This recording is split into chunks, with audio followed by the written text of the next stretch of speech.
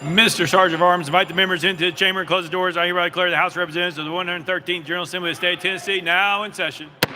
Will the members please stand? Will the visitors in the gallery please stand and remain standing through the Pledge of Allegiance? Representative Love will serve as chaplain of the day. Representative Love, you're recognized. Thank you, Mr. Speaker. Members, as we gather today, we're grateful for safe traveling mercies as we gather closer to Wednesday, which is, I think, Valentine's Day. Yes, thank you. All right, okay, all right. We certainly have drawn the short straw today as Representative Love to talk about love on today. I would direct you to 1 Corinthians chapter 13, verse 12, where it says, "For now we see in a mirror dimly, but then we will see face to face. Now I know only in part, then I will know fully, even as I have been fully known. And now faith, hope, and love abide, these three, and the greatest of these is love." And certainly we always want to be mindful of the power of love. Love has the power to console those who are grieving, and has the power to encourage those who are doubting themselves. Love has the power to mend fences, and certainly love has the power to undo a great many of things that are done. We're grateful for love. We're grateful for the chance to be in a place where we can not only receive love, but be able to give love. The capacity to be able to receive love allows us to have the capacity to be able to give love. And so I would encourage all of us, increase our capacity. Increase our capacity, not just to give, but to receive. It's a tough thing sometimes to allow yourself to be loved. Amen. It's tough because we see our own shortcomings and we start to deny what we can be. Be loved. Allow yourself to be loved and to be appreciated.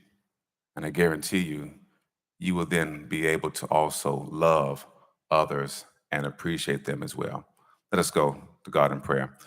Lord, we thank you for your love, for your generosity, for your capacity to love us that has no bounds. We thank you for those who have traveled great distances to serve in the legislature, and those who have traveled great distances to be witnesses even to our work. Bless us now, O God. Allow us to increase our capacity, not just to give love, but to receive love as well. This is our prayer in your Son, Jesus the Christ's name. Amen. Representative Love will lead us in the Pledge of Allegiance. I pledge allegiance to the flag of the United States of America, to the republic for which it stands, one nation, under God, indivisible, with liberty and justice for all.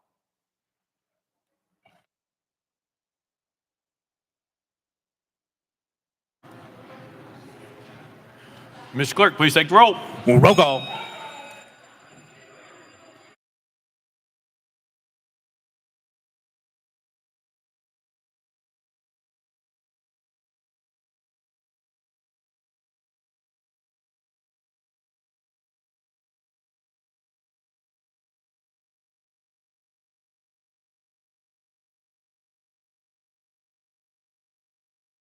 Mr. Clerk, please take the roll. Mr. Speaker, 90 members present. Let the journal reflect Representatives Darby, Glenn, and Gillespie are excused. Next order, Mr. Clerk. Welcoming and honoring. Welcome and honoring Representative Ritchie at Representative Moon's desk. Thank you, Mr. Speaker. Members, if you take a moment to rise, this past Thursday, we had a horrible event take place right there in Blount County, where we had a couple of our brothers and sisters in blue that were just out patrolling, doing what they do and what they swore an oath to be able to do, encounter a gentleman that took the life of one of our deputies and shot and injured another one of our deputies. So I'd ask y'all to keep Deputy Eggers in your thoughts and prayers. And let's take a moment of silence to remember Deputy Greg McCowan. And although he's gone, he's not forgotten.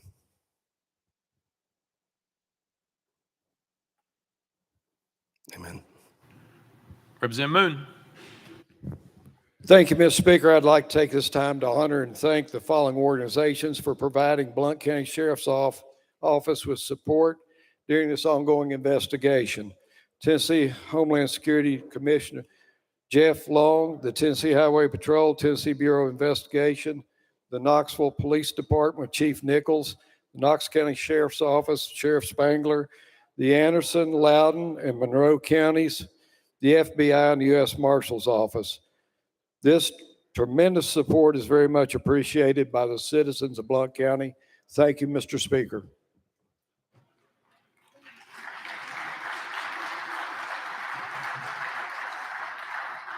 Representative Freeman. Thank you, Mr. Speaker. Members, I have a page here tonight. Jonathan Pickup, he's a student at JT Moore in my district and actually right around the corner from my house. I think his family is up in the gallery. There they are. So let's give a warm welcome to Jonathan and his family.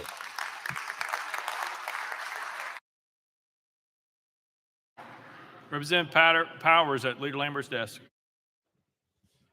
Thank you, Mr. Speaker. I also have a page here tonight, Emma Brown back here, and her mom is up here in the gallery with her. And if she'll stand up, and then my bride of 37, we got engaged 37 years ago on Valentine's Day, matter of fact. But I just want to welcome all of them here tonight, if you don't care. Remember to tip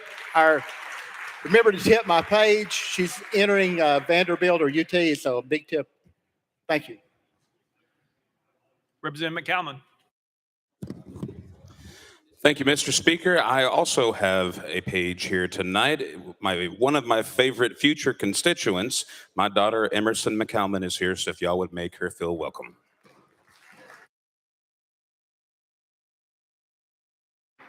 Representative Vital. Thank you, Mr. Speaker. Members, please welcome a member of my district, Mr. David Bartow, and his daughter Arlie. He serves as the director of the Collegedale Tomorrow Foundation, which has been instrumental in creating a public-private partnership and creating about $15 million worth of parks and recreation in our district. So please welcome them tonight to the chamber.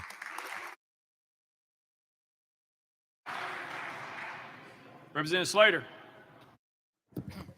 Thank you, Mr. Speaker. I'm glad to welcome a page who came to us last year as well. He was a junior last year and a senior this year. I'm glad he was promoted, and he's grown about 2 inches. Seth Hayes, all the way from Hartsville, Tennessee. Let's make Seth welcome, please.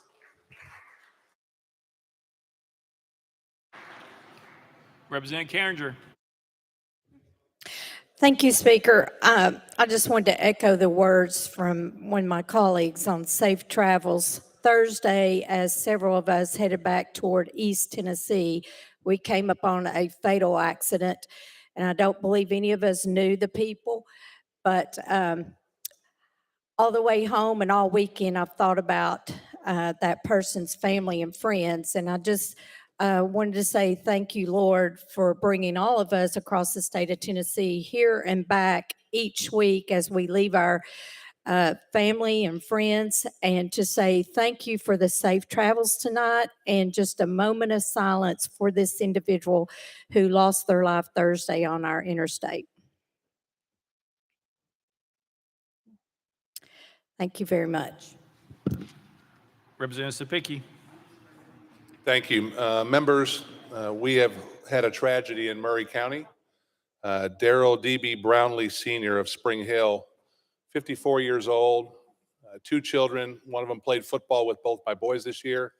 54 years old, died of a heart attack. It's hit our football community pretty hard. I knew him very well. We walked together at practice, getting our exercise in. He was a friend of mine. I'm going to dearly miss him. If you could keep your thoughts and prayers for his family and his sons, I don't know what to say to them. So, Mr. Speaker, a moment of silence, please.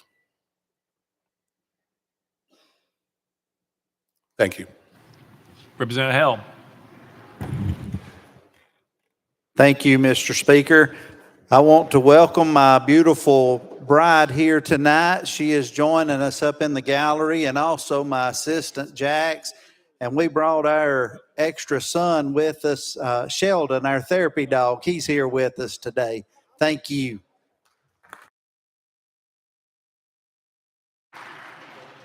Chairman Clemens. Thank you, Mr. Speaker. I also have a page tonight, and I'm very excited to introduce this young woman. Tonight, we are joined by Miss Monroe Joyce. Miss Monroe Joyce is a fourth grader at the Covenant School. Unfortunately, this courageous young woman survived a mass shooting in her classroom on March 27th of last year and lost 3 of her classmates. But she is excited to be here with us and watch how we make decisions and laws that impact her, her fellow classmates in the state of Tennessee. So welcome, Ms. Joyce.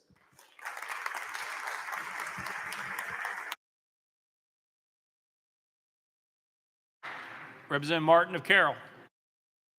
Thank you, Mr. Speaker. Tomorrow is Chiropractic Day on the Hill, and with that, able to attend today is the best chiropractor in West Tennessee, possibly in Tennessee in general, who happens to be my wife, standing up there, manages the offices, 2 locations, manages a 7-year-old, allows me to serve in this great state. So thank you, Dr. Krista, for being here and joining us today.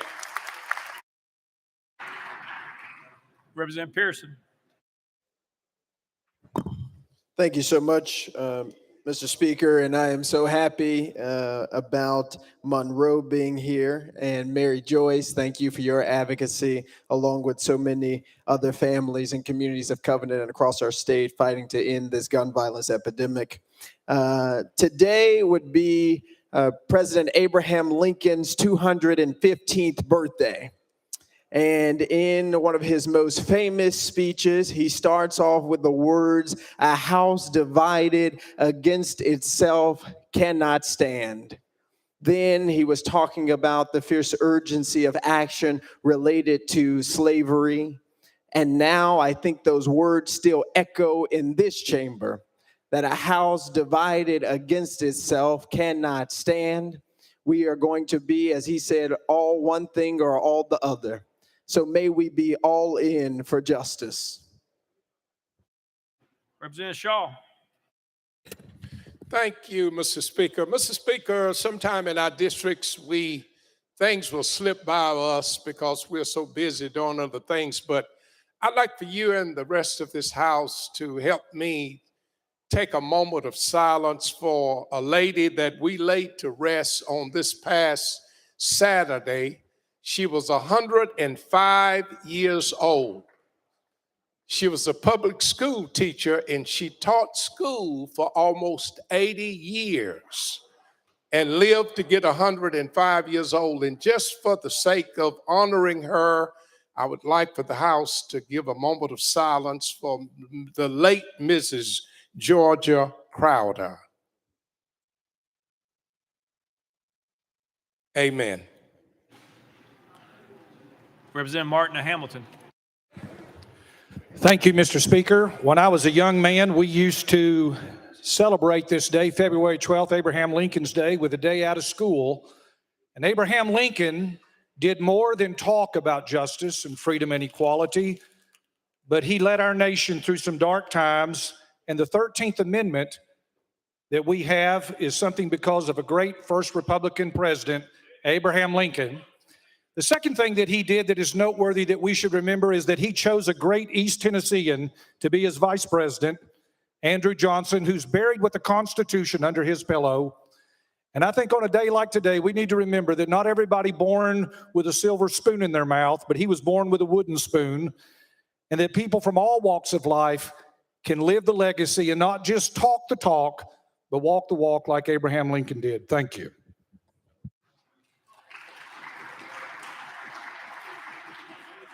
Representative Butler. Thank you, Mr. Speaker. Tonight, I will be carrying a House Joint Resolution to honor our Gold Star children and designating August 1st as Gold Star Children's Day in Tennessee. If we could all rise and have a moment of silence for the 9,974 Gold Star families in the state of Tennessee. Thank you. Representative Dixie.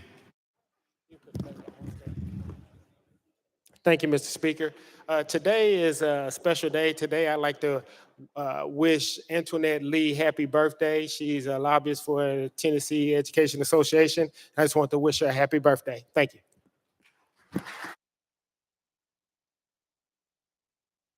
Representative Parkinson. Thank you, Mr. Speaker.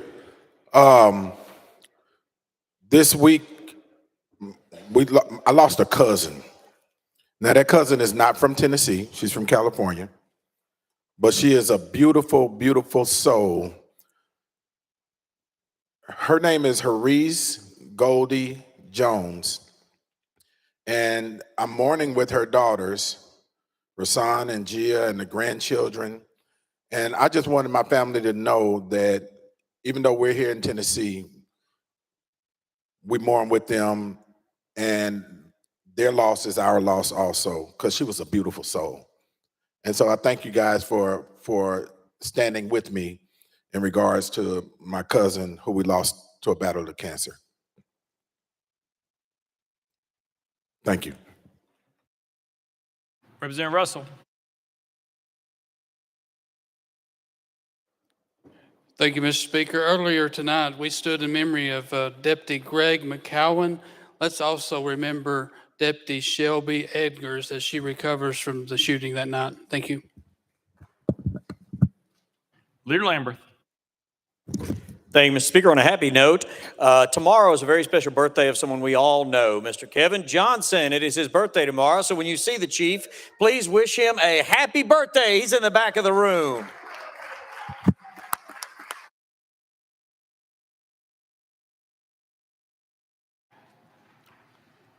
Representative Hicks of Hawkins. Thank you, Mr. Speaker, and members. I stand to congratulate the Rogersville City Lady Warriors. They won this weekend the TMS AA Class A Girls Basketball State Championship, finishing with a 28-0 record.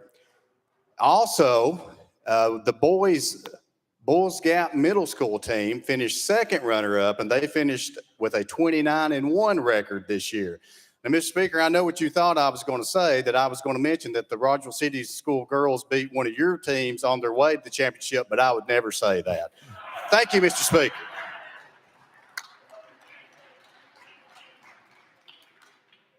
Chairman Faison. Thank you, Mr. Chairman. And sticking with the leader's notion of honoring your chief with his birthday tomorrow, I was thinking maybe we could honor him as well with a love offering to get a haircut on his birthday.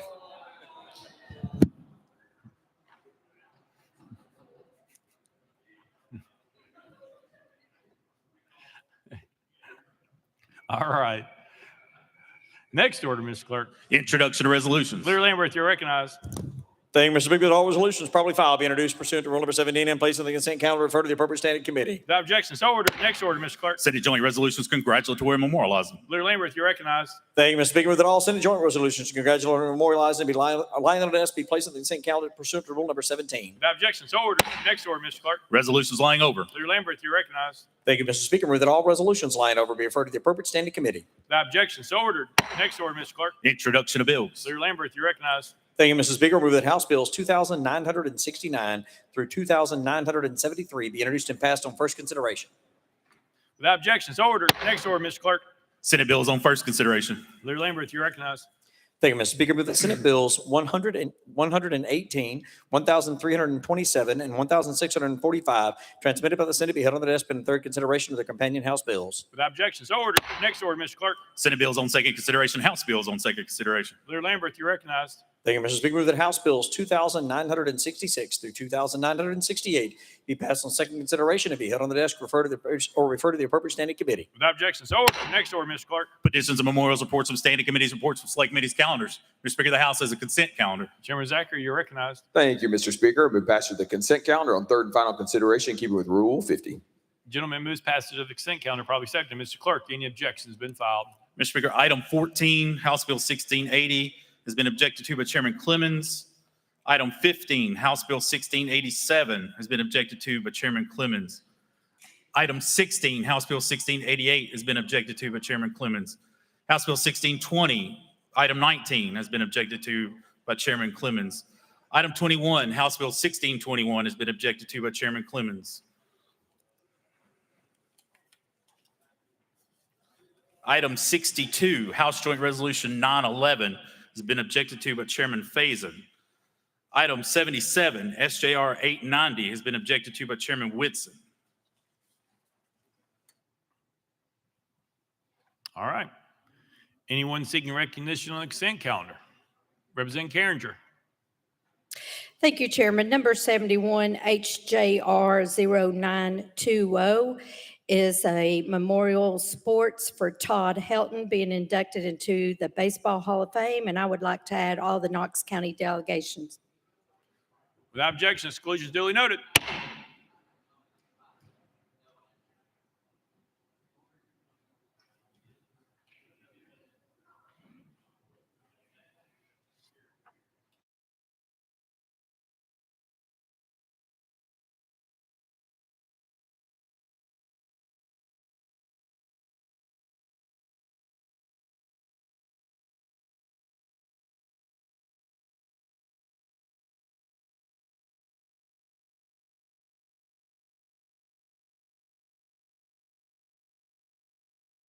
Anyone else seeking recognition on the consent calendar?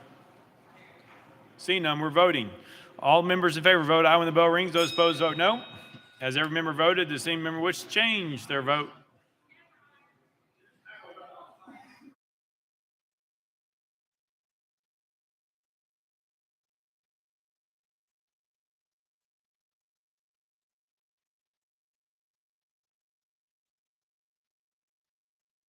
Mr. Clerk, please take the vote.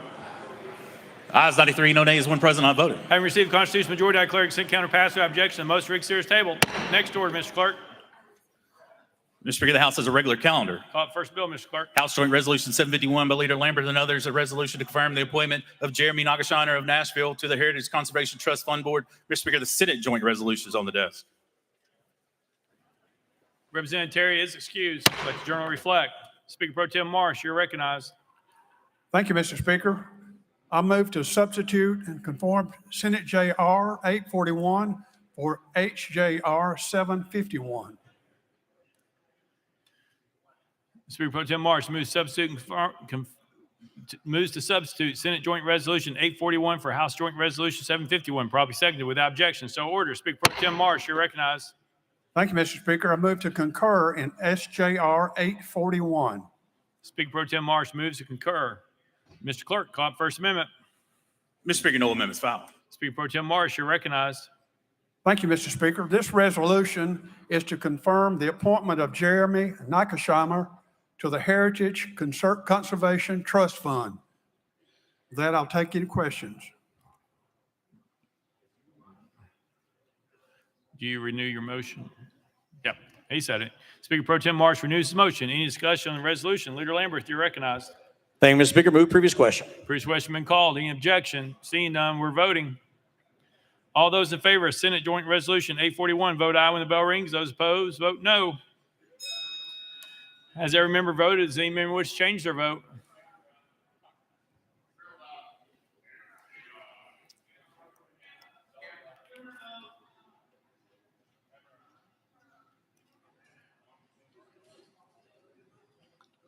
Mr. Clerk, take the vote. Ayes 92, no nays, two present, not voting. Senate Joint Resolution 841 and received constitutional majority. I hereby declare concurred in without objection. Most reconsider is tabled. Call up next bill, Mr. Clerk. House Bill 996 by Representative Baum and others relative to education. Representative Baum, you are recognized.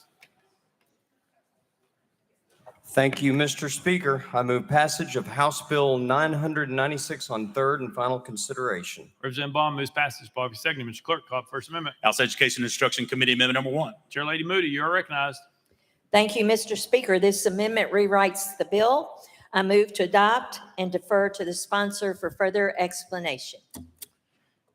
Chair Lady Moody moves adoption amendment number 1. Probably seconded. Any discussion on the amendment? All those in favor of amendment number 1 say aye, aye. All those opposed say no. The ayes have it. You adopt the next amendment, Mr. Clerk. Mr. Speaker, no further amendments. Representative Baum, you're recognized.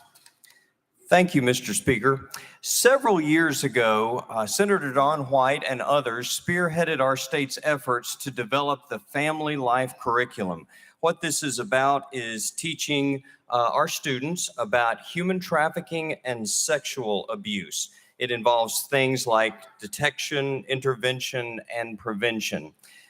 Since that time, several Tennesseans have approached Senator White and me about whether this curriculum would lend itself to teaching about age-inappropriate topics for students in grades K through 5, like sexual activity.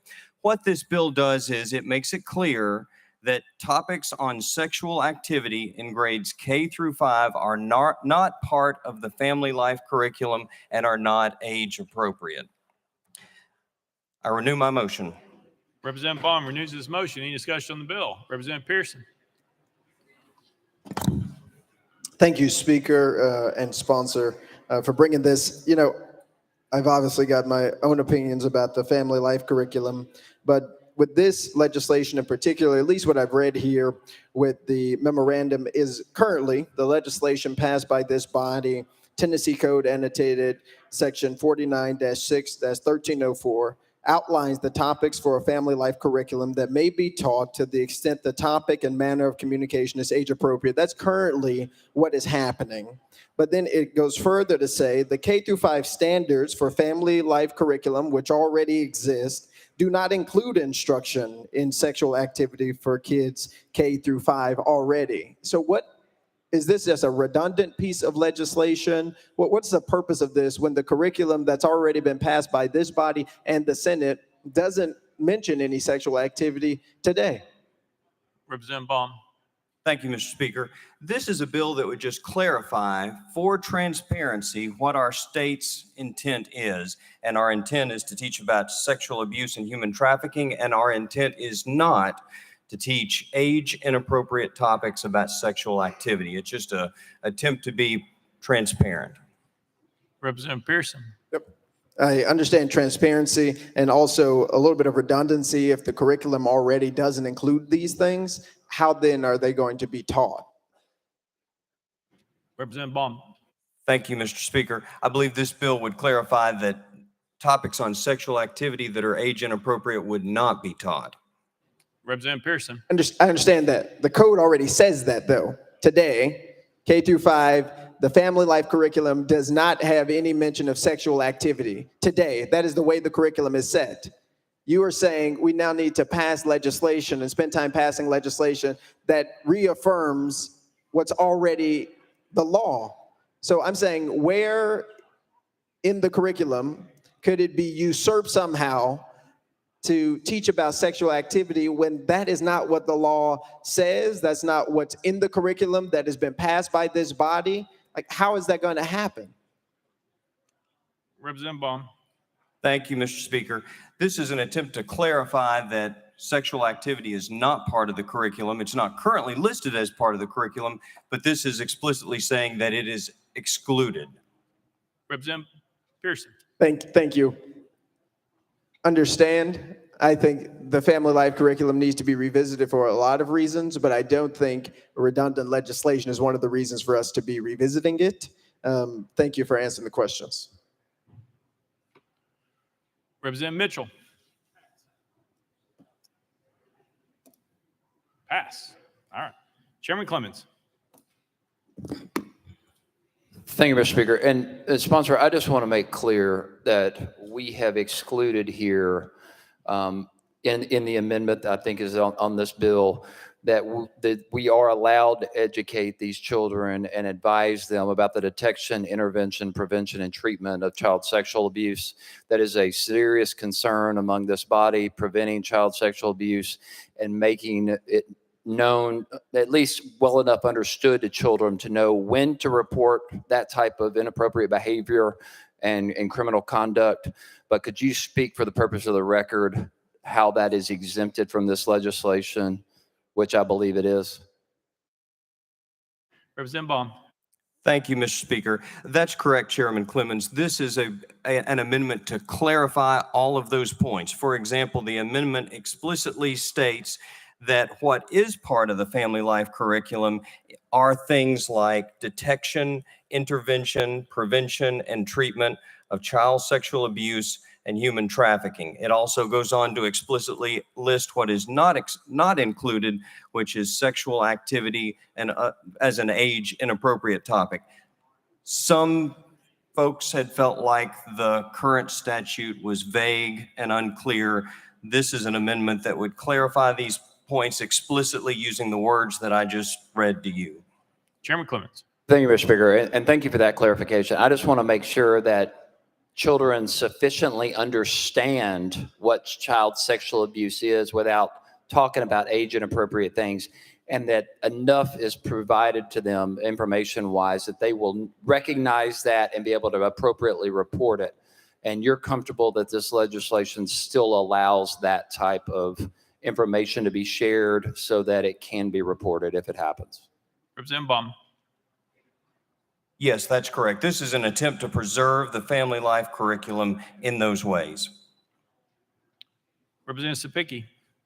Thank you, Mr. Speaker. To the sponsor, I want to say thank you for this piece of legislation. It is a clarifying piece of legislation that this will not be taught in the family life curriculum. And also, one of the problems that we have in education trying to close those loopholes of supplemental material, this makes also perfectly clear that if a teacher wants to pull something through supplemental material that would engage this bill would prevent that, correct? Representative Baum. Thank you, Mr. Speaker. That is correct. And I do think that it's important because I have heard from one school board since the bill was filed. One of their members revealed to me that some of the curriculum they had reviewed maybe didn't follow what this amendment would prescribe. They didn't adopt that curriculum, but it was available to them. And so they felt like this amendment was helpful for them in their work, or would be helpful for them in their work as they try and decide what curriculum to adopt in order to satisfy the state's family life curriculum requirements. Representative Spicky. Thank you, Chairman Baum. I want to let you go on a record that I stand with you protecting the innocence of our children. Thank you, sir. Representative Baum, anything? You're good. Representative Johnson and Knox. Thank you, Mr. Speaker. And I feel, again, I want to point out, and I've heard my colleagues do the same, that this is already in the code. We're not teaching sexual activity in high school, let alone K through 5.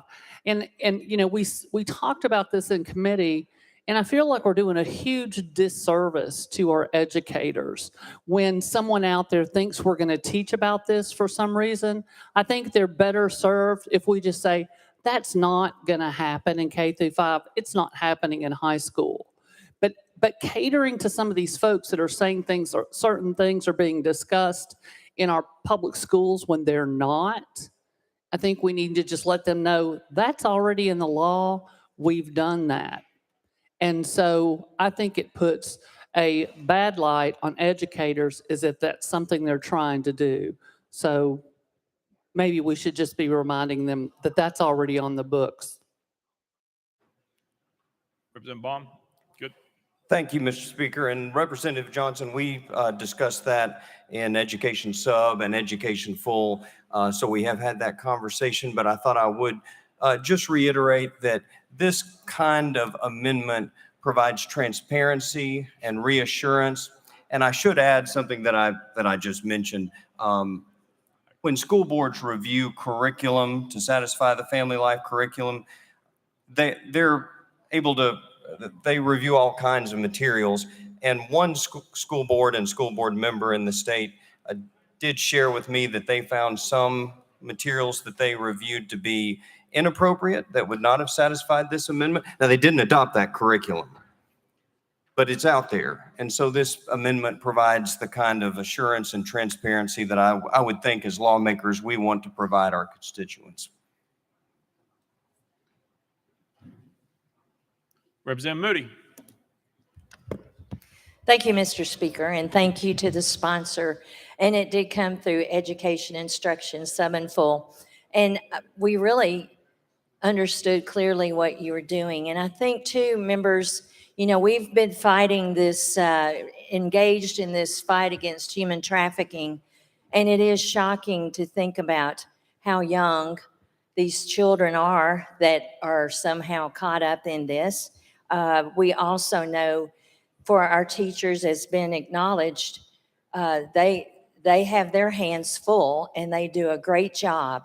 And so for this bill to make it clear and to be transparent, as has been said, I think it will be a great help for everyone involved. So thank you. Representative Baum? Good. Representative Powers? Thank you, Mr. Speaker. Move previous question. Previous question been called. Any objection? Seeing none, we are voting. All those in favor of House Bill 996 as amended, vote aye when the bell rings. Those opposed, vote no. Has every member voted? Does any member wish to change their vote?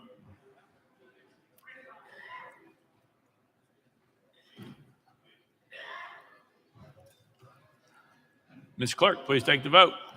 Ayes 94, one nay. House Bill 996, having received constitutional majority, everybody declare passed without objection. The motion for reconsider is tabled. Next bill, Mr. Clerk. House Bill 1787 by Representative Baum relative to authorized investments of local governments. Representative Baum, you're recognized.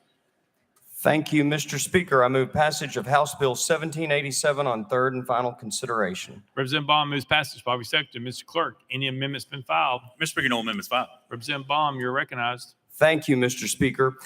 Members, our local governments regularly have idle funds that they attempt to invest in order to earn a little interest, a return on their money. The state provides some guardrails for this. We specify in code currently that these local governments, if they invest in bonds, must invest in those bonds that have the highest rating. For many years, our local governments have invested in U.S. debt securities. In 2011, Standard & Poor's, one of the big three credit rating agencies, downgraded U.S. debt securities from the highest rating, AAA, to AA+. And then much more recently, a second credit rating agency, Fitch's, downgraded U.S. debt securities from the highest level to AA+ as well. This has led to a concern that our local governments may now no longer be in compliance with their investments when they're invested in U.S. debt securities.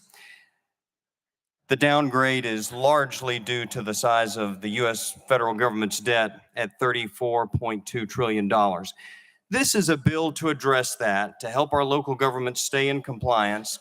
It rewrites the code to say that our local governments can invest in bonds if they have a rating at least as high as U.S. government debt securities.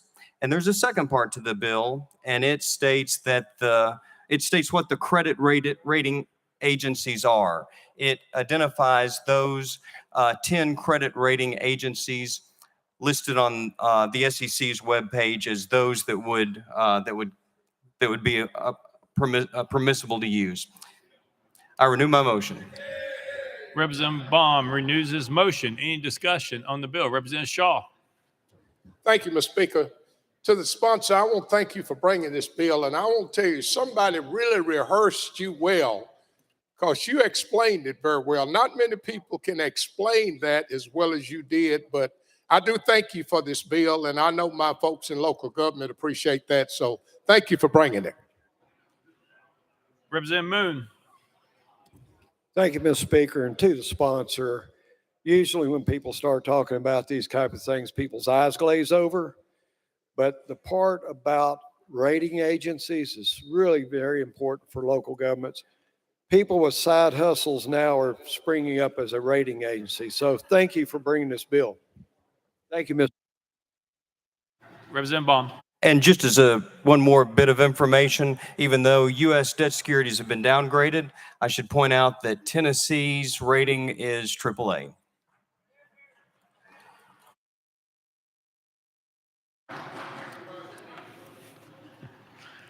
Any further discussion? Seeing none, any objection to the question? Seeing none. All those in favor of House Bill 1787, vote aye when the bell rings. Those opposed, vote no. Has every member voted? Does any member wish to change their vote?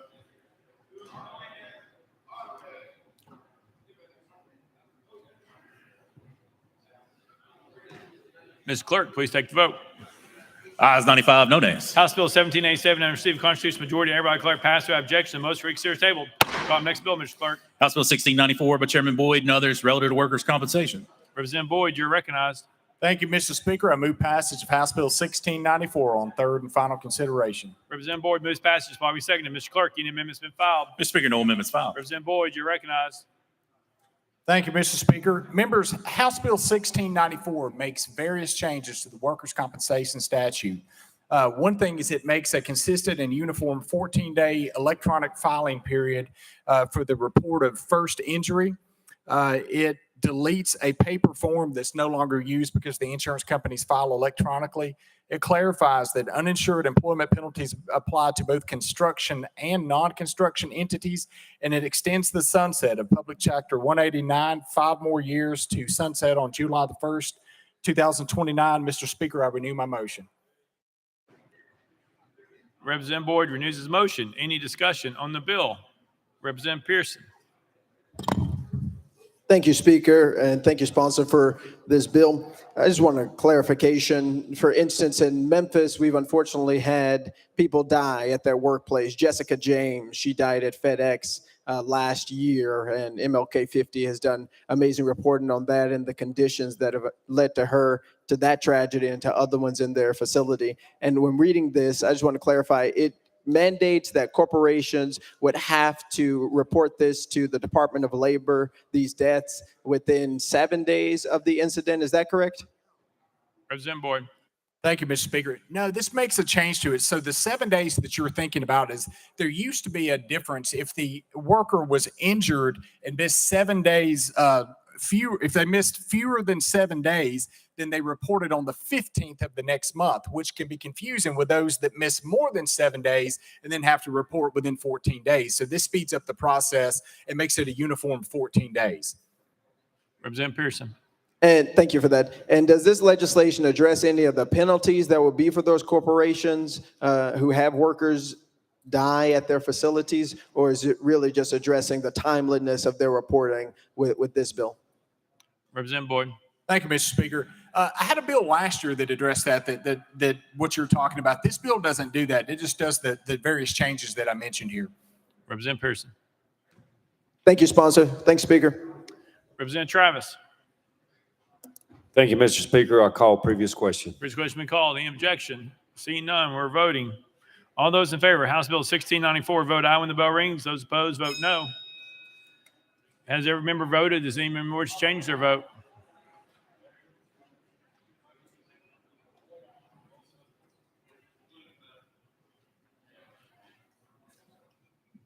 Mr. Clerk, please take the vote. Ayes 94, no nays. House Bill 1694 having received a constitutional majority, I hereby declare passed without objection. Most reconsider table. Next bill, Mr. Clerk. House Bill 257 by Representative Bolso and others relative to the 2021 Precious Cargo Act. Mr. Speaker, the Senate bill is on the desk. Representative Bolso, you're recognized. Thank you, Mr. Speaker. I move to substitute and conform to Senate Bill 0107. Representative Bolso moves to substitute and conform Senate Bill 107, probably seconded without objection. So ordered. Representative Bolso. Thank you, Mr. Speaker. I move passage of Senate Bill 0107 on third and final consideration. Representative Bolso moves passage of Senate Bill 107 on third and final consideration. Probably seconded. Mr. Clerk, call up First Amendment. House Transportation Committee Amendment number 1. Mr. Speaker, it's the same as Senate Amendment number 1. Chairman Howell, you're recognized. Thank you, Mr. Speaker. Same as the Senate amendment. Move to withdraw. Without objection, amendment number 1 withdrawn. Next amendment, Mr. Clerk. House Transportation Committee Amendment number 2. Chairman Howell, you're recognized. Thank you, Mr. Speaker. This amendment changes the effective date to January 1st of 25. Move to adopt. Chairman Howell moves adoption of amendment number 2. Probably seconded. Any discussion on the amendment? Seeing none, all those in favor of amendment number 2 say aye. Aye. All those opposed say no. The ayes have it. You adopt the next amendment, Mr. Clerk. Mr. Speaker, no further amendments. Representative Bolso, you're recognized. Thank you, Mr. Speaker. Members, this is a bill to improve communications between intellectually disabled or developmentally disabled drivers and law enforcement. It seeks to amend the 2021 Precious Cargo Act.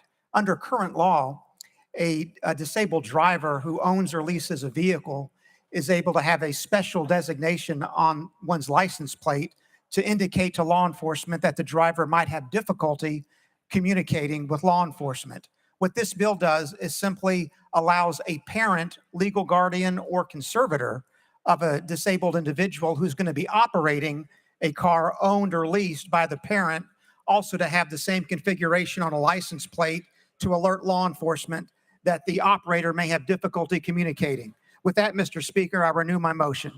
Representative Bosso renews his motion. Any discussion on the bill? Representative Whitson. Thank you, sponsor. And, appreciate you carrying this bill. For years, the Transportation Committee has supported bills that protect the disability community, and this continues that tradition. Thank you.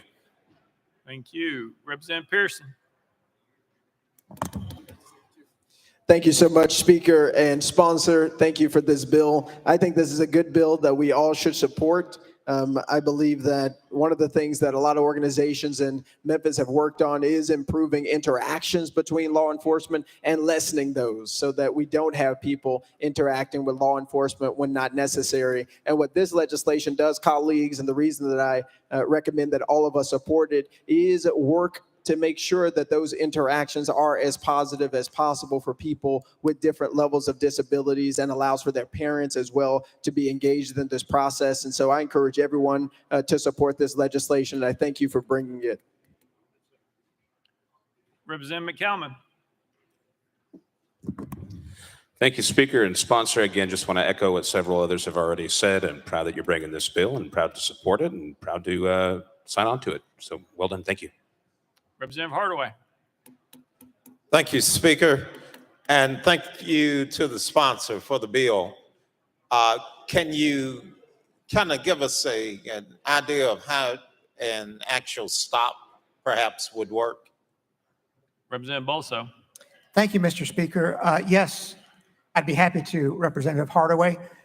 Typically, if a driver is stopped, the officer will be able to look just at the license tag and identify by the configuration of letters and numbers that the driver, the operator of the vehicle, is intellectually disabled or developmentally disabled. And from there, the officer can take the license tag and put it through the vehicle title and registration system and obtain further information about the operator. Representative Hardaway.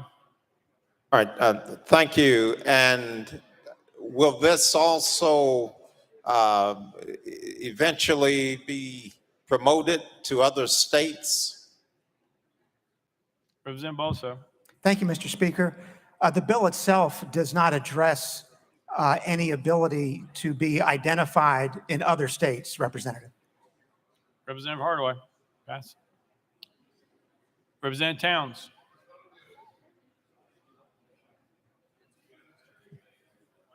Yeah, we got to use the microphone here, sir. Yeah, there you go. Question on the bill. Question's been called. Any objection? Seeing none, we're voting. All those in favor of Senate Bill 107 as amended, vote aye when the bell rings. Those opposed, vote no. Has every member voted? Does any member wish to change their vote?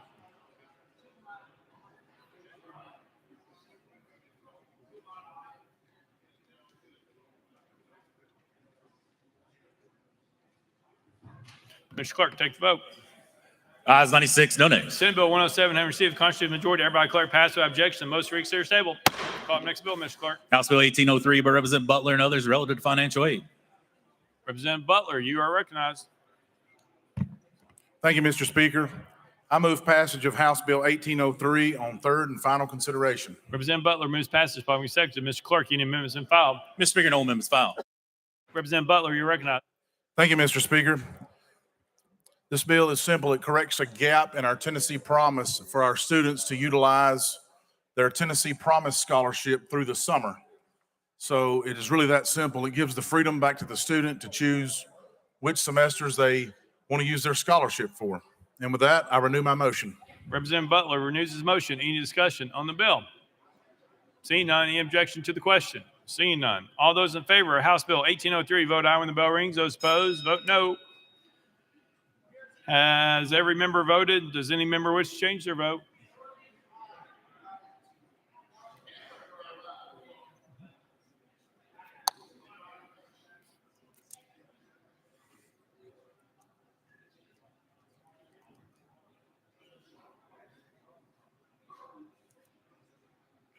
Mr. Clerk, please take the vote. Ayes 96, no nays. House Bill 1803, having received a constitutional majority, everybody declare passed without objection. Most reconsider table. Call the next bill, Mr. Clerk. House Joint Resolution 733 by Representative Butler and others, a resolution to designate August 1st as Gold Star Children's Day. Representative Butler, you are recognized. Thank you, Mr. Speaker. I move adoption of HJR 0733. Representative Butler moves adoption. Probably seconded. Mr. Clerk, any amendments been filed? Mr. Speaker, no amendments filed. Representative Butler, you are recognized. Thank you, Mr. Speaker. This resolution simply recognizes August 1st as Gold Star Children's Day. We recognize Gold Star Mother's Day on the last Sunday of September, and we recognize Gold Star Spouses Day on April the 5th. So this resolution will extend that to Gold Star Children's Day for August 1st. With that, Mr. Speaker, I renew my motion. Representative Butler renews his motion. Any discussion on the bill? Seeing none. Any objection to the question? Seeing none. All those in favor of House Joint Resolution 733, vote aye when the bell rings. Those opposed, vote no. Has every member voted? Does any member wish to change their vote?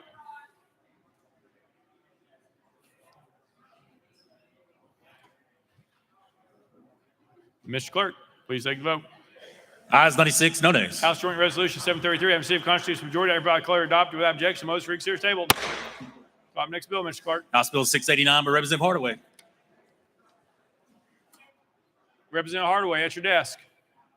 Thank you, Speaker. The first available calendar on Thursday of next week, please.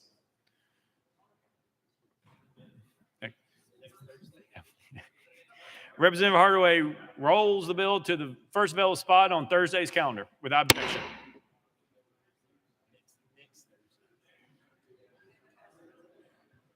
Next, you want, Representative Hardaway, you want this Thursday or 2 weeks from Thursday?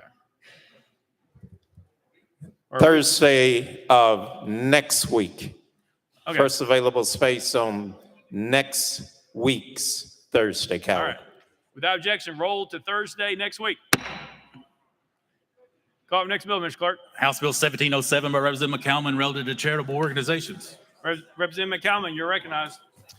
Thank you, Mr. Speaker. I move passage of House Bill 1707 on third and final consideration. Representative McCalman moves passage. Probably second. Mr. Clerk, any amendments been filed? Mr. Speaker, no amendments filed. Representative McCalman, you're recognized. Thank you, Speaker. Members, this is a cleanup bill for the Secretary of State's office. It's dealing with the Charitable Solicitations Act. It'll be the first time since 2007 that they've really had a cleanup. What it does is it moves all definitions to the definitions section. It eliminates some redundant filings. Similar to other states, this bill would allow the Secretary of State to issue an administrative cease and desist order to prohibit a charitable organization from soliciting funds during an official investigation, instead of having the Attorney General rush to court to obtain an injunction. An organization can appeal this order through the Uniform Administrative Procedures Act and may resume funding during the investigation if they win that appeal. It also clarifies Secretary of State has some discretion to impose civil penalties for violations of the act, and it allows the Secretary of State to help organizations get back into compliance rather than insisting on civil penalties in certain circumstances. Lastly, it's a bill, like as I mentioned before, that it will be a cleanup and it will update the act to benefit the state, the charities operating in Tennessee, and for those that donate money for charitable purposes in our state. And with that, Mr. Speaker, I renew my motion. Representative McCalman renews his motion. Any discussion on the bill? Seeing none. Any objection to the question? Seeing none.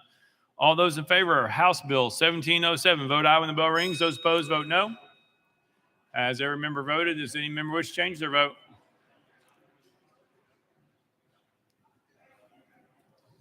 Mr. Clerk, please take the vote. Ayes 96, no nays. House Bill 1707 has received constitutional majority. Everybody declare passed without objection. Most reconsider is tabled. Call up next bill, Mr. Clerk. House Bill 1188 by Chairman Russell and others relative to education. Mr. Speaker, Senate bills on the desk. Representative Russell, you're recognized. Thank you, Mr. Speaker. I move to substitute and conform to Senate Bill 177. Representative Russell moves to substitute and conform Senate Bill 1177, probably seconded without objection. So ordered. Representative Russell. Thank you, Mr. Speaker. I move passage of Senate Bill 1177 on third and final consideration. Representative Russell moves passage of Senate Bill 1177 on third and final consideration, probably seconded. Mr. Clerk, call up First Amendment. House Education and Instruction Committee Amendment number 1. Mr. Speaker, same as Senate Amendment number 2. Chair Lady Moody, you're recognized. Thank you, Mr. Speaker. Same as Senate Amendment number 2. I move to withdraw. Without objection, Amendment number 1 withdrawn. Next amendment, Mr. Clerk. Mr. Speaker, no further amendments. Representative Russell, you're recognized. Thank you, Mr. Speaker. Senate Bill 1177 will put in statute that Tennessee history be taught in the 5th grade. In the past year, there was an attempt to move Tennessee history to the 3rd grade. Luckily, The Textbooks Commission voted to keep it in the 5th grade curriculum. This law will make sure that there's no issues in the future. With that, Mr. Speaker, I renew my motion. Representative Russell renews his motion. Any discussion on the bill? Seeing none, any objection to the question? Seeing none.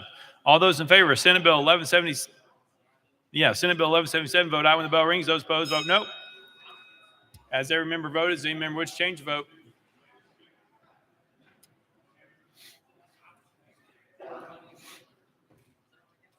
Mr. Clerk, take the vote. Ayes 96, no nays. Senate Bill 1177 having received constitutional majority, hereby declare passed without objection. Most reconsider table. Call up next bill, Mr. Clerk.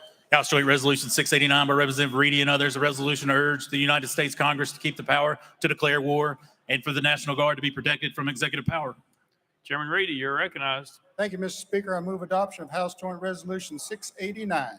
Chairman Reedy moves adoption. Bobby seconded. Mr. Clerk, any amendments been filed? Mr. Speaker, no amendments filed. Chairman Reedy, you're recognized. Thank you, Mr. Speaker. As already stated, urges Congress to keep the power to declare war and for the National Guard to be protected from federal executive powers. With that, I renew my motion. Chairman Reedy renews his motion. Any discussion on the bill? Representative Pearson.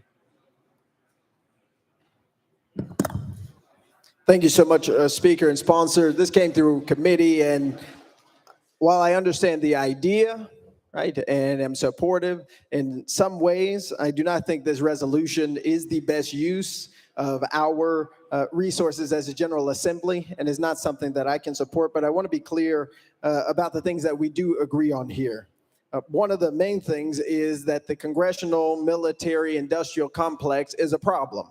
We spend billions of dollars on wars, and it is ineffective. It is not useful for our taxpayer resources. And so in committee, you and I were agreeing on sort of those principles, that we need to ensure that if ever a decision to go to war happens, that it is deliberative and intentional, right? And I agree with you on that. I believe, and I shared this in committee, a colleague of ours, Scott Crosby, said under President Eisenhower's presidency, there wasn't a war happening. And after he was president, people said it must have been so easy. And he said, going to war is easy. Not going to war is very difficult. And so I really do believe that we have to be intentional and serious and determined in these types of choices as it relates to our family members, our community members, our constituents' lives being used in war. But the challenge that I have with this resolution and why I cannot support it is a couple of things. One is the reality. The authorization of the use of military force gave the president a whole lot of power and leverage when it came to being able to use military members in acts of war. You write here that the United States executive branch has unconstitutionally assumed this power while the United States Congress has abdicated its constitutional duty. And I believe that if we are true believers in Article 1, Section 8 of the Constitution, this type of resolution would be better directed at our Congress people, the folks who are literally funding these wars. Because it's the resources of taxpayers, it's the hundreds of millions, it's the billions of dollars that presidents are being given by the folks in Congress, right, that is allowing for these wars to exist in perpetuity. And the other thing that I had a challenge with here is where it says, be it resolved by the House of Representatives of the 113th General Assembly of the State of Tennessee, the Senate concurring, that we hereby urge the United States Congress to keep the power to declare war and for the National Guard to be protected from executive power. Well, Congress already does have the power to declare war, as is mentioned in our United States Constitution, but they continue to fund wars for presidents and the imperial presidency to persist, which is why I believe this would be better directed at telling Congress to stop using taxpayer monies to fund wars. But the second part is very harrowing to me because it is an attempt to, as is read here, the National Guard to be protected from executive power. And many of you here know the story of Little Rock, Arkansas, where the folks in the state did not want to integrate schools. They refused to. And so the president of the United States had to nationalize the Guard in order to escort the black students into the school. I believe that the president having that power is really important for times such as those. Removing executive power at the congressional level, if that was to be replicated here at the state level, it would have meant that the governor probably wouldn't be able to have troops and National Guards members down in Texas.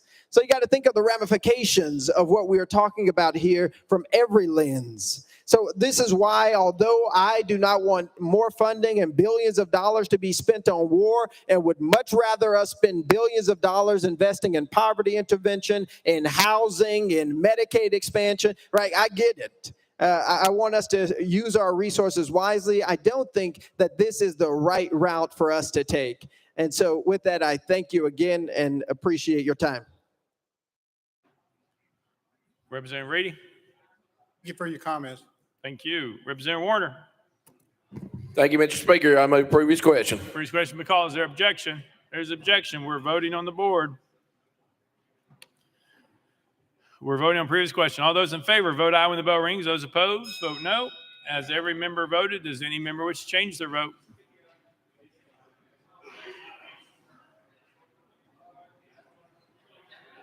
Mr. Clerk, please take the vote. Aye, 74, 22 nays. Previous question prevails. We're voting. All those in favor, House Joint Resolution 689, vote aye when the bell rings. Those opposed, vote no.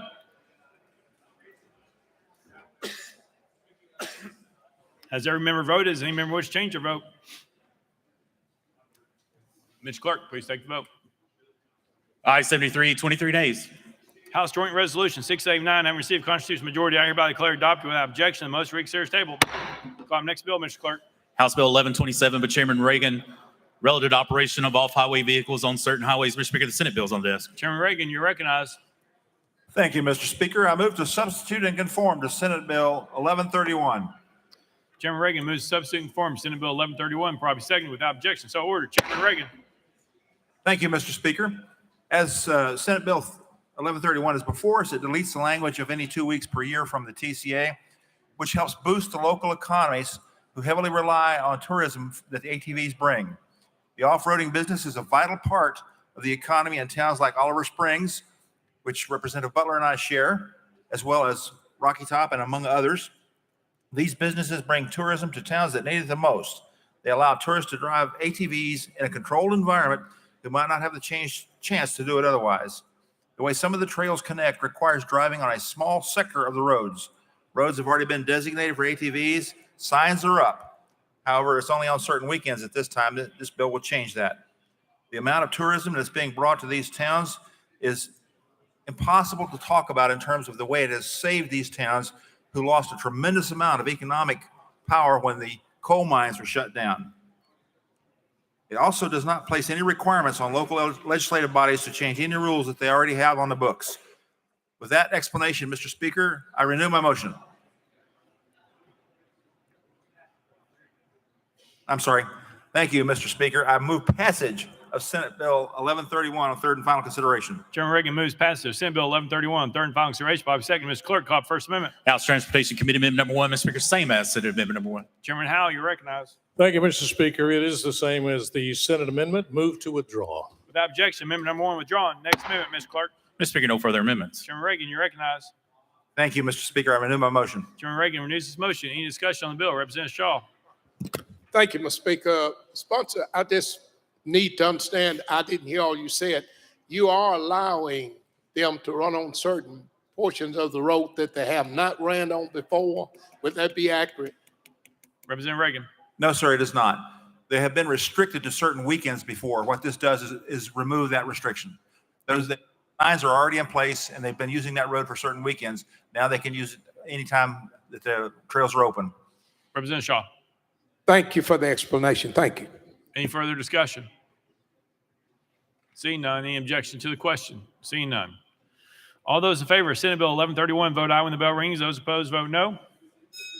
Has every member cast their vote? Does any member wish to change their vote?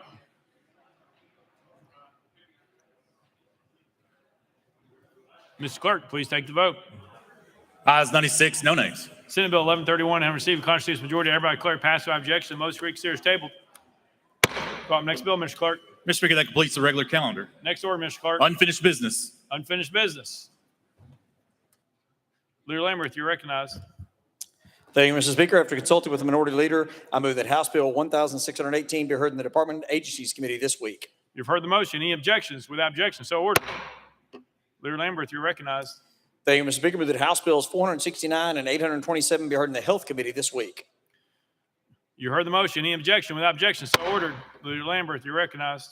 Thank you, Mr. Speaker. Move that the rules be suspended for immediate introduction and consideration of HJR number 936.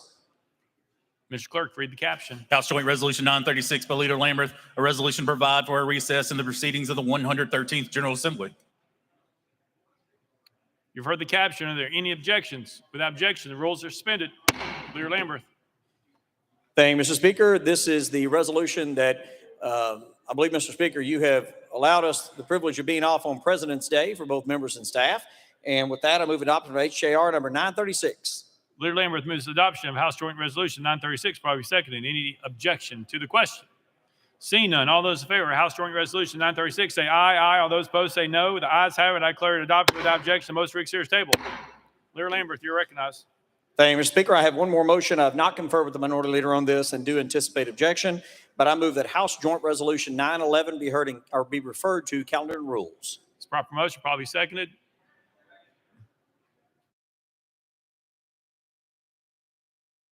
All right, we're on the board.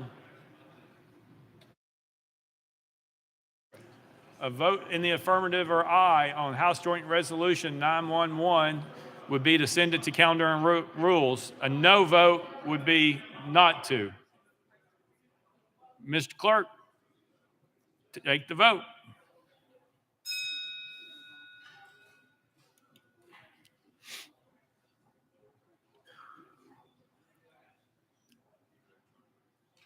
Mr. Clerk, please take the vote. Ayes 73, 23 nays. House Joint Resolution 911 has been referred to calendar and rules. Representative Grills, you're recognized. Representative Hardaway, if you have that, you got to come talk up front, sir. We don't do that at the desk. You have to come forward, sir.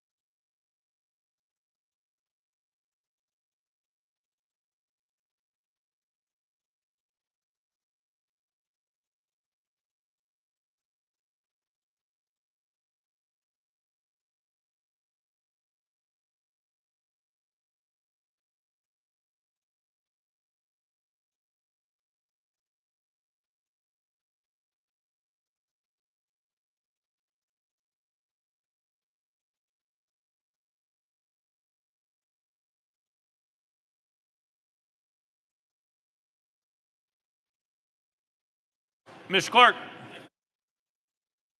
Mr. Speaker, we have had a parliamentary inquiry. The question was, is it required to give a description of a resolution on a motion to refer to committee? The answer is no, it's not required. Subsequent to that, another question was, could that be requested? And the answer to that is yes.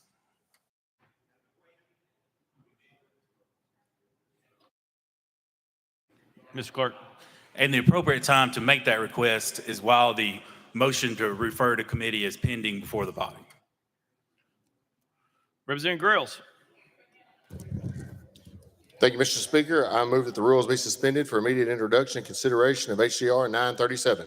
Mr. Clerk, please read the caption. House Joint Resolution 937 by Chairman Grills and others, a resolution to honor and recognize Tennessee farmers and farming practices. You've heard the caption. Any objections? Without objection, the rules are suspended. Representative Grills. I move for adoption of HCR number 937.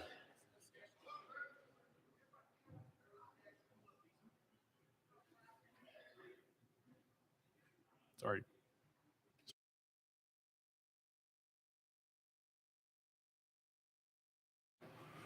Right. Representative Grills, did you move adoption? Sir. Yes, sir. Representative Grills moves adoption of House Joint Resolution 937, probably second. Any discussion? Representative Shaw. Thank you, Mr. Speaker. Sponsor Trujillo, I really appreciate you doing this because of our farmers. I know this is an urgency that we need to get that insecticide looked at from the department. So I really appreciate you bringing this. So speaking on behalf of all the farmers back in West Tennessee, I thank you for this. I think this is a good idea. Thank you. Chairman Clemens, you had your hand up. Thank you, Mr. Speaker. There is a lot of concern about herbicides and insecticides being used in the state of Tennessee. So what I was looking for was an explanation from the sponsor or the movement in this situation as to the need for this resolution.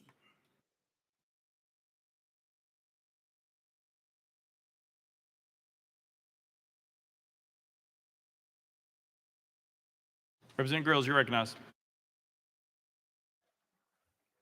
Thank you, Mr. Speaker. This is just as a letter of support from the Tennessee General Assembly of the importance that this chemical is to our farmers. And we're going to give this resolution to Dr. Hatcher so he can have another letter in his file that he is sending to the EPA, recognize the importance of this particular chemical. Chairman Clemens, passes. Representative Pearson. Thank you so much, Speaker. Can we read the resolution? How do we request that? Mr. Clerk, would you like to read the resolution? House Joint Resolution 937, by Chairman Grills and others, a resolution to honor and recognize Tennessee farmers and farming practices. Whereas Tennessee farmers are the backbone of the volunteer state and their success is of vital importance to the economic growth and sustainability of the state of Tennessee. And whereas dicamba is one of only 4 herbicides widely available and registered to post-emergent use of soybeans. Importantly, for many Tennessee farmers in area with high herbicide resistance pressures, it is the only remaining post-emergent herbicide to which some local weed populations have not yet developed resistance. These farmers have no other effective option to protect their crops. And whereas cotton and soybean farmers rely on post-emergent dicamba to manage yield-robbing weeds and the ability to apply dicamba and dicamba-tolerant soybeans and cotton without damaging the crop during the critical post-emergent period, following farmers to control weeds at a time when they have few other options to protect their crop. And whereas on February 6, 2024, the U.S. District Court of Arizona vacated the registration of 3 dicamba products, Extendimax, Ingenia, and Tavium in Center for Biological Diversity and others, the U.S. Environmental Protection Agency and others. And whereas in response, agricultural organizations across the country are calling on the U.S. Environment Protection Agency to appeal the decision and grant an existing stocks order for the 2024 crop year. And whereas this federal court decision comes at a very difficult time for farmers across Tennessee, as most producers have already made their cropping decisions, secured seed and crop protection products, and are doing preparatory field work for the 2024 growing season.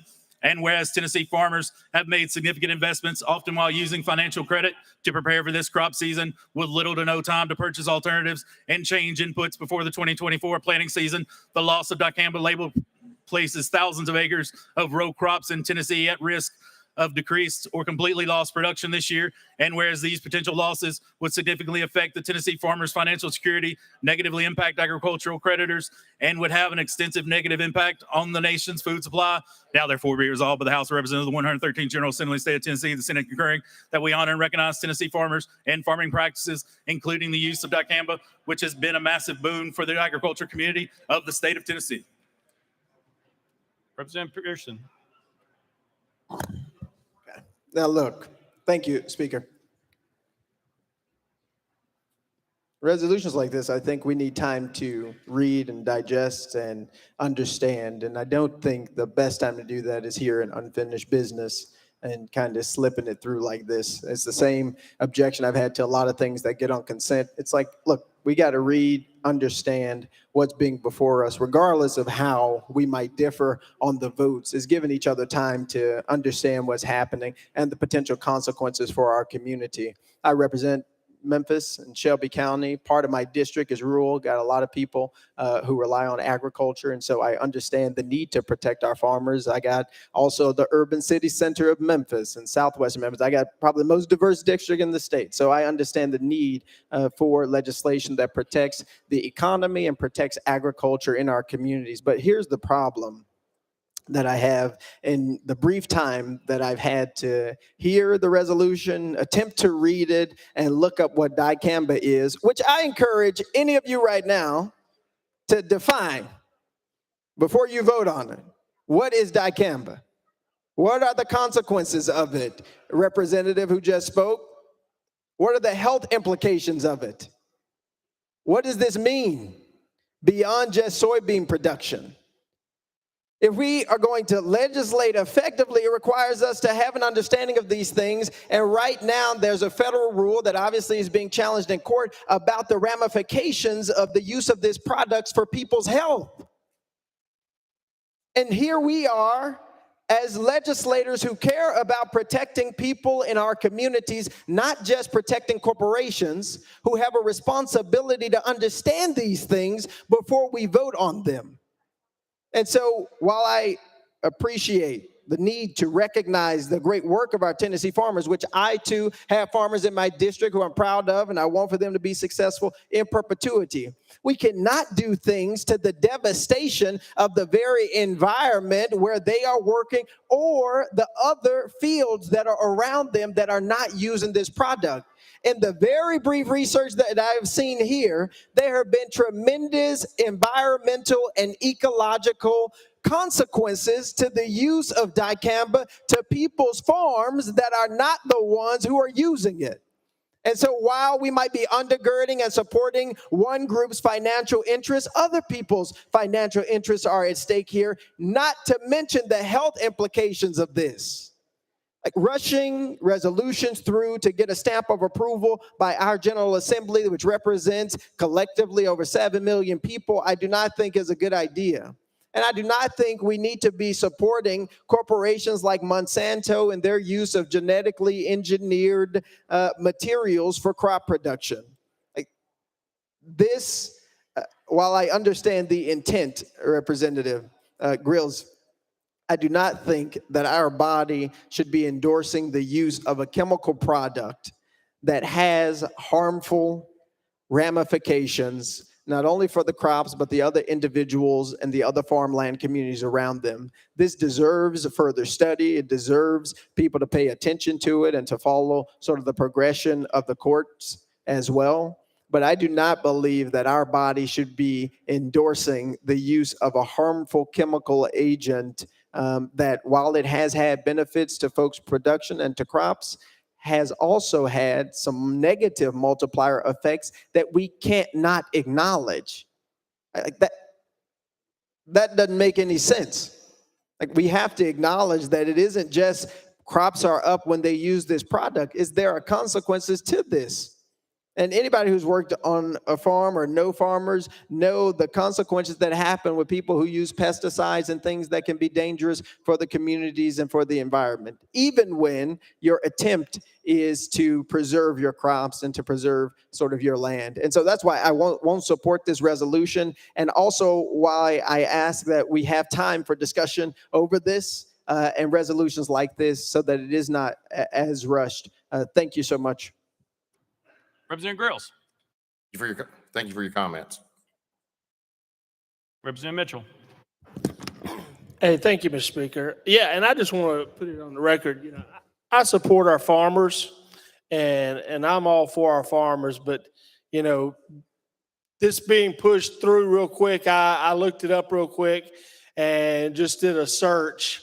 And when the first thing I see is it says lung, colon, and liver cancer that this causes. My best friend is fought valiantly for the past 10 years, colon cancer. And I'm not going to vote for anything that may have been the cause of his struggles.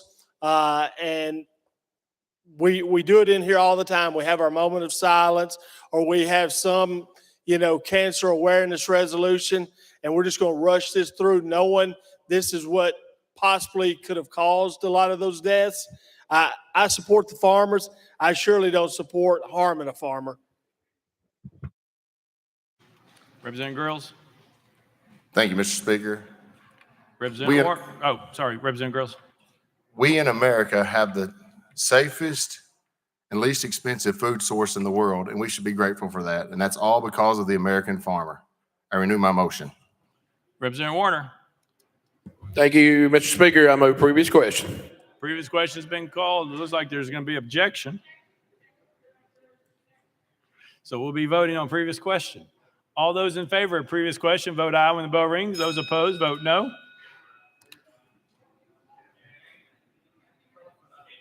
Has every member voted? Does any member wish to change their vote? Mr. Clerk, please take the vote. Aye, 72, 22 nays. Previous question prevails. We are voting. We'll put it on the board. All those in favor of House Joint Resolution 937, vote aye when the bell rings. Those opposed, vote no. Has every member voted? Does any member wish to change the vote?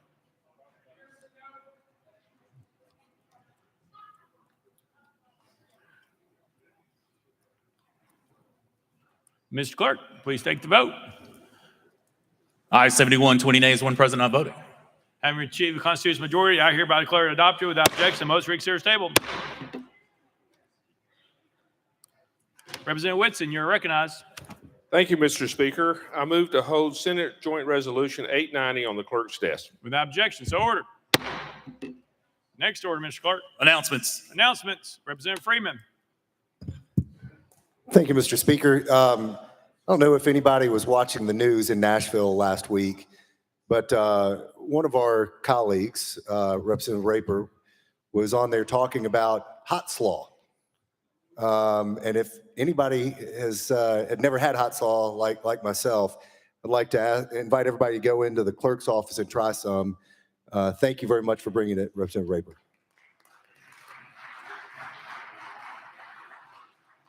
Leader Lamberth. Thank you, Mr. Speaker. I will say that hot slaw has been sitting there for a couple hours, so at your own risk. So, Mr. Speaker, I may be out of order on this, but as we were recognizing a very important birthday tomorrow, there is another birthday tomorrow. Our own Sergeant at Arms, Mr. Bobby Trotter, back here in the back of the room. His birthday is tomorrow.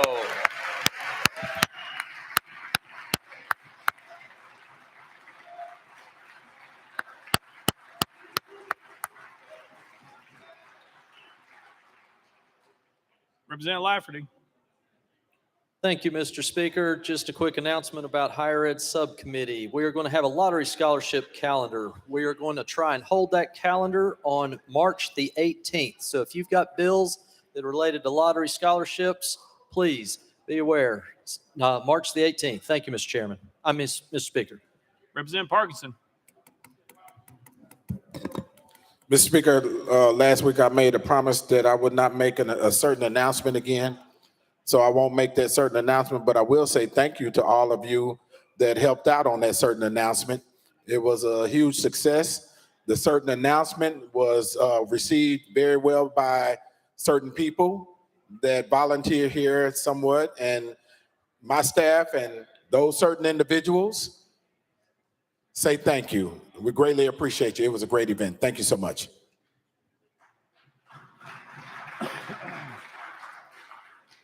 Representative Jones. Thank you, Mr. Speaker. I was not planning to stand up today, but I want to make an announcement regarding Black History Month. Happy Black History Month to this body. I want to remind us that Black History Month is happening every day, and that just a few minutes ago, there was a resolution to honor someone who's making Black history. Ms. Allison Russell, who's a friend of myself and Representative Johnson for the Representative past few Jones, years. that's not an announcement. That's not an announcement.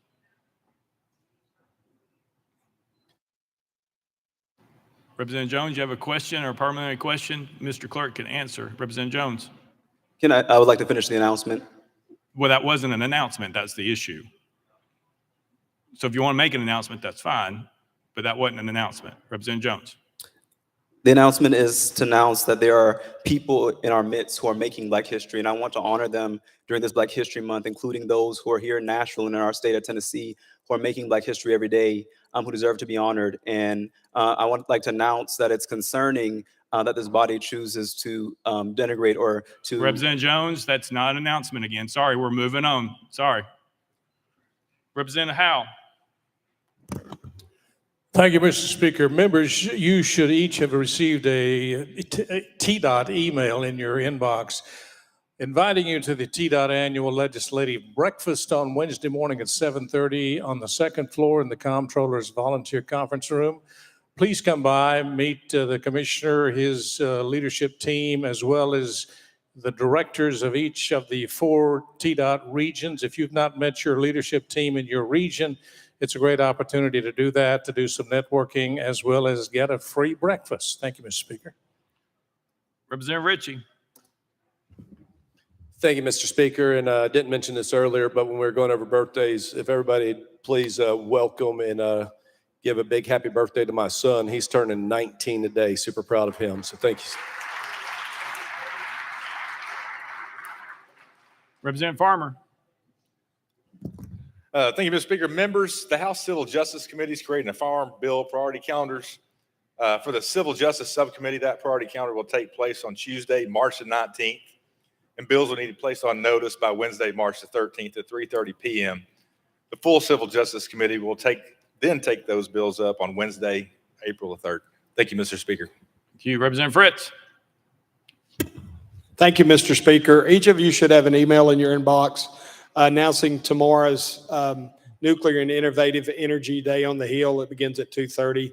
I'll just mention one other group that's going to be there tomorrow to be interesting. American Museum of Science and Energy will be as one of the tables set up there. So I would encourage you to drop by, and thank you, Mr. Speaker. Next door, Mr. Clerk. Roll call. Roll call.